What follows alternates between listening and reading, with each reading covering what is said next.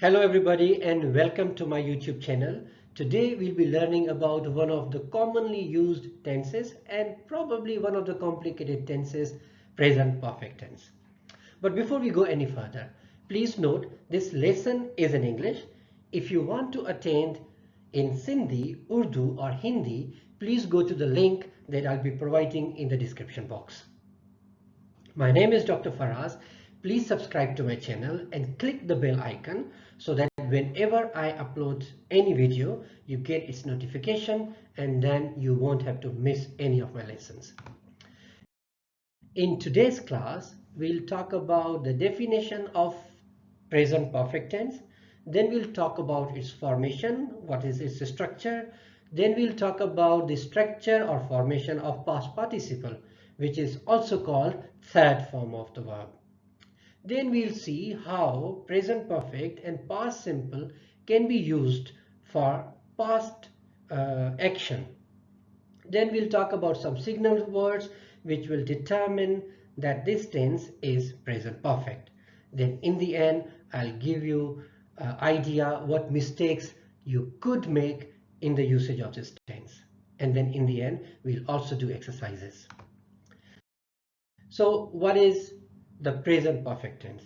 It is a verb tense used to describe an action that has been completed in the past or that began in the past and continues to the present. That means action has already taken place, but its effect is still there in the present. It is used to indicate a completed action in the past with a present result, such as I have eaten breakfast. Now when person uses I have eaten breakfast, it means he doesn't want to eat it now, even if it's not indicated clearly, but this tense would mean that. Now how it is formed? It is formed with have and has plus third form of the verb or the past participle of the verb, right? Now we use has with third person singular. For example, she has, he has, it has, or if it's a singular name, Sangeeta has. But have is used with all other subjects. First person pronoun, for example, I and we, I have, we have. Then third person singular, plural, sorry, they have, Ali and Asghar have. Or it's also used for second person, you have, right? So let's look at the example now. I have lived in this city for 10 years. So I is subject, then you use auxiliary. We already talked about what is auxiliary. They are helping verbs which indicate tense of the sentence. Or auxiliaries can also tell us the mood of a sentence, like for example can, could, or modal auxiliaries. Is, am, are, was, were are auxiliaries as well, and they tell us the tense of a sentence. Now let's look at the examples. Affirmative sentence is formed with subject, have, auxiliary, then third form of the verb. I have visited Paris 3 times. How we make negative? We use not in negative, but if you make contraction, have or has will be used with not together. That will be she hasn't seen that movie yet. If you do not want to make contraction, then you'll say she has not seen that movie yet. For making questions, you bring auxiliary in the beginning. Have you ever been to Asia? And for making interrogative negative, you'll say you'll put haven't or hasn't together if you make contraction. So it will be, haven't they told you the news yet? But if you do not want to make contraction, then you'll say, have they not told you the news yet? But please note, you won't make sentence like this. Have not they told you the news yet? You will not put not before the subject. Is it making some sense? If not, please let me know. I'll try to repeat or I'll try to give another tutorial also on the same topic. Now, before you go any further, please do this exercise. What you have to do now, you have to complete these sentences using present perfect tense. The words are already provided, verbs are already provided. You have to complete them. Do this exercise, pause this video, and then come back.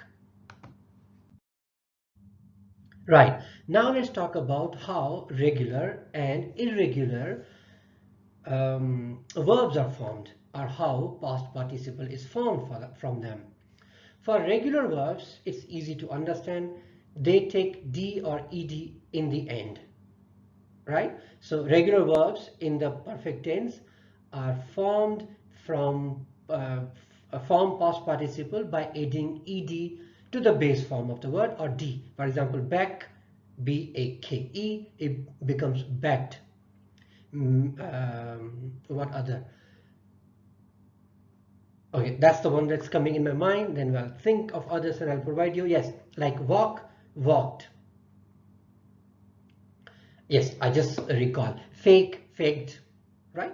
Walk, walked, walked. So walk, present, walked, past participle. Talk, talked, talked. Play, played, played. Love, loved, loved. Jump, jump, jumped. Sorry, jump, jumped, jumped. So jump, present, jumped, past, and jumped, past participle.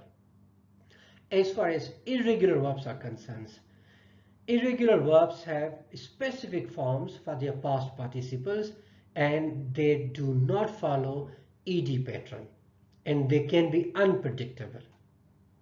For example, go, went, gone. Go, present, went, past, gone, past participle. Eat, ate, eaten. Drink, drank, drunk.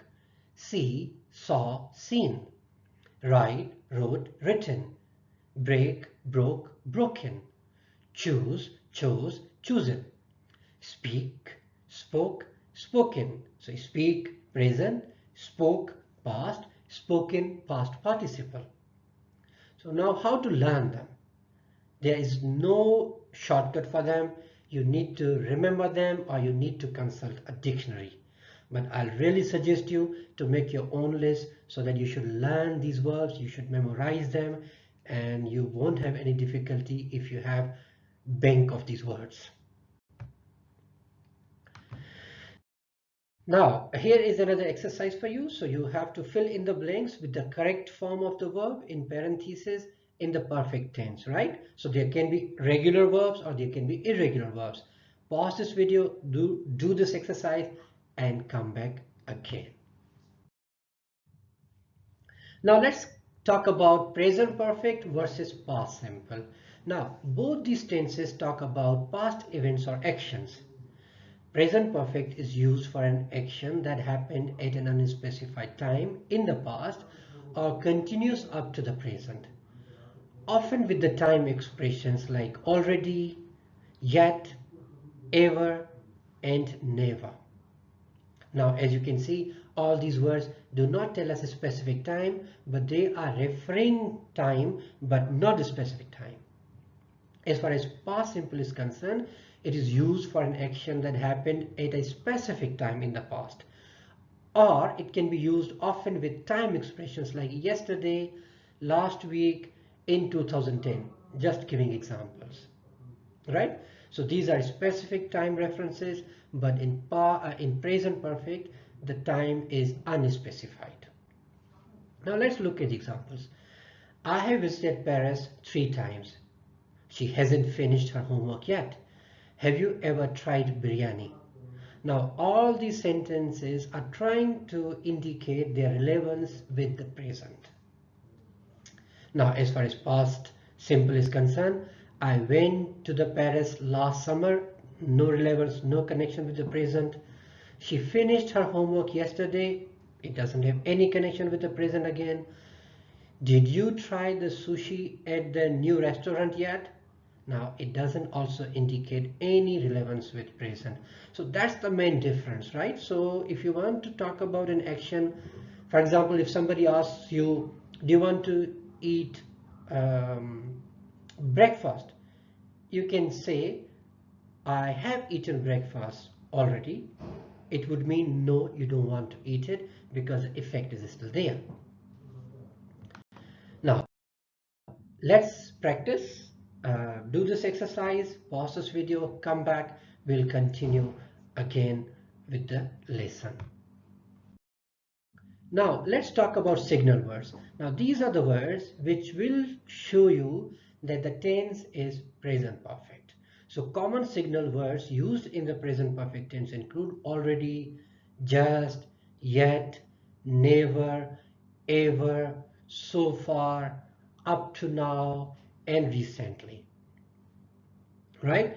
So, signal words can change the meaning of a sentence. For example, I have eaten sushi simply states a fact about the speaker's past experience, right?